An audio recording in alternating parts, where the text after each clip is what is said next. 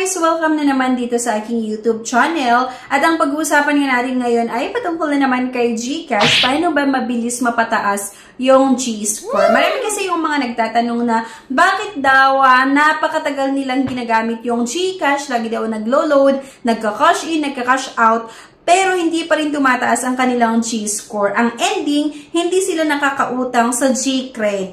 Yun yung i-share ko sa inyo at based na rin sa aking experience kasi isa din naman ako sa mga nakaranas, kagaya ng mga na-experience nyo. Minsan pa nga dahil sa kaloload ko sa GCash, pag cash in, pag cash out, ay umaabot na ng 100,000 yung mga transaction ko dito sa GCash. Pero bakit ganon? Minsan, nasa 300 plus lang yung G-score ko, tapos aakyat or tataas ng 400 plus or 480, 490 na G-score. Then, biglang bumababa na naman ng 300 plus or 370, 380 na G-score, 350 pa. Minsan nakakaloka, di ba yung gano'n na yung tipong gustong-gusto mong umutang doon sa G-credit nga. Kaya lang, hindi ka makautang-utang dahil napakababa yung G-score mo. Share ko sa inyo yung experience ko, paano tumaas agad-agad yung G-score ko. Wala pang isang buwan, tumaas agad yung G-score ko ng 500 plus and then doon, na-unlock ko na rin yung G-credit, then nakautang na rin ako. So, makikita niyo dito, dati, ang G-score ko lang ay naglalaro ng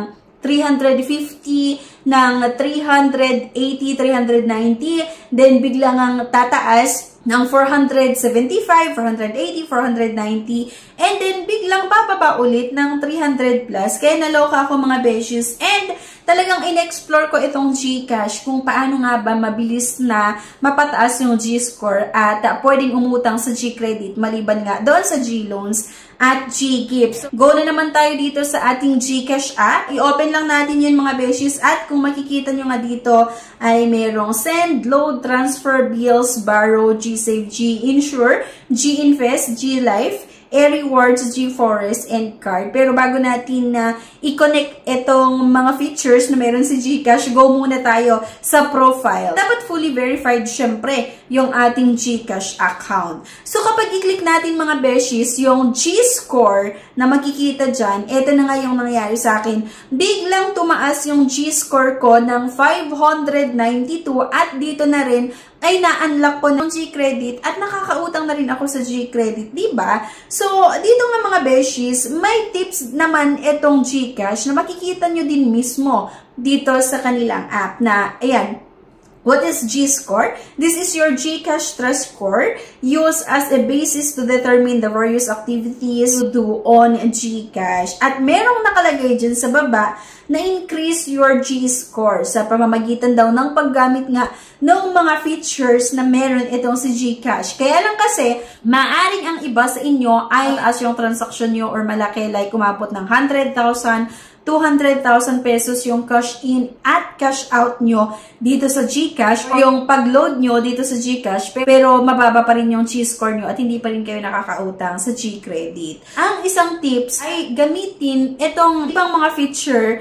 ni GCash maliban doon sa cash in and cash out at maliban sa load. Sinubukan ko lang mga beshes kasi meron akong napanood din na vlog nung iba na kung saan paano daw nila napataas ang kanilang G-score. At ayun din yung ginawa ko and legit din talaga mga beshies. Maliban nga sa cash in and cash out, lagi nga din akong nagsesend ng pera. Ginagamit ko din itong GCash para mag-load nga.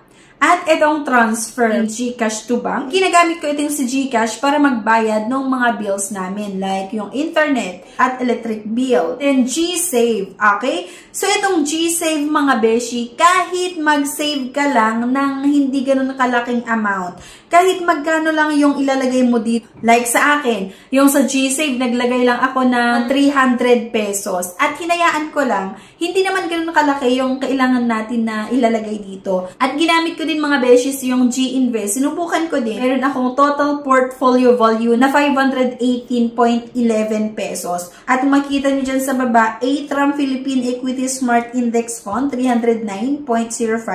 At itong Peso Money Market Fund, 209.05.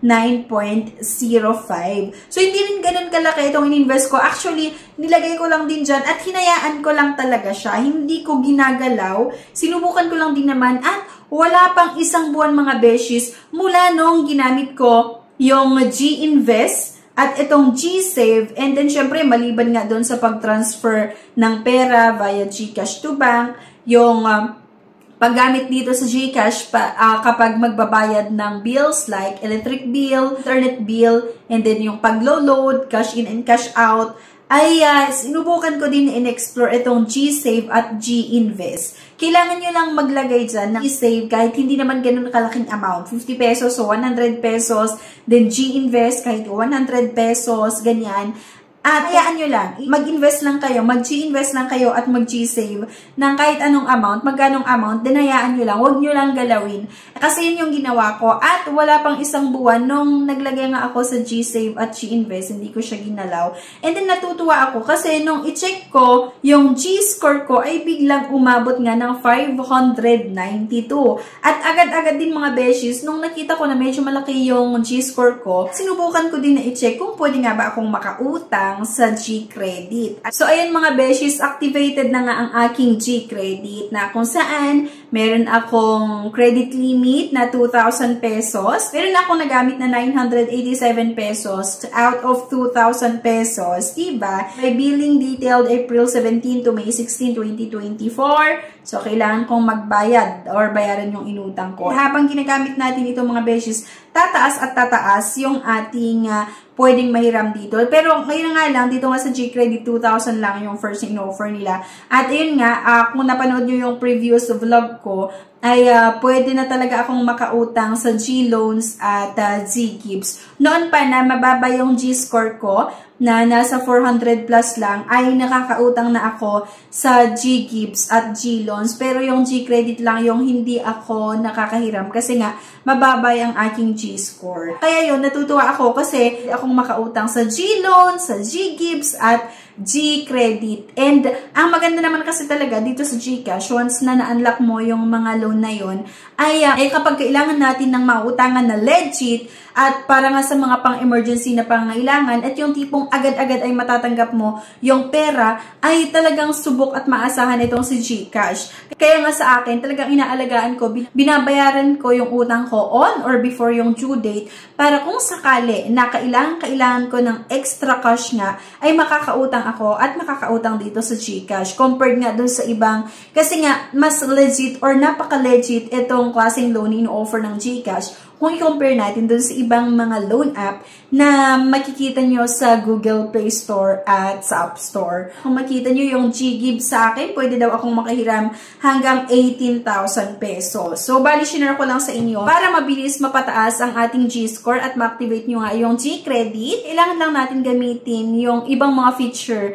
na makikita nyo nga dito sa GCash app. Maliban nga doon sa pagpapadala ng pera, doon sa pag-cash in, pag-cash out at pag-load, itry nyo din na explore or gamitin yung bills or gamitin itong GCash para magbayad ng bills natin sa kuryente at sa internet at mag-G-invest din kayo at G-save. Kasi yun lang naman yung ginawa ko. And then natuwa ako kasi wala pa isang buwan ay biglang tumaas nga yung G-score ko ng 590 plus. Okay? So yun lang mga beshies. Sana may nakuha kayo na idea sa video na ito.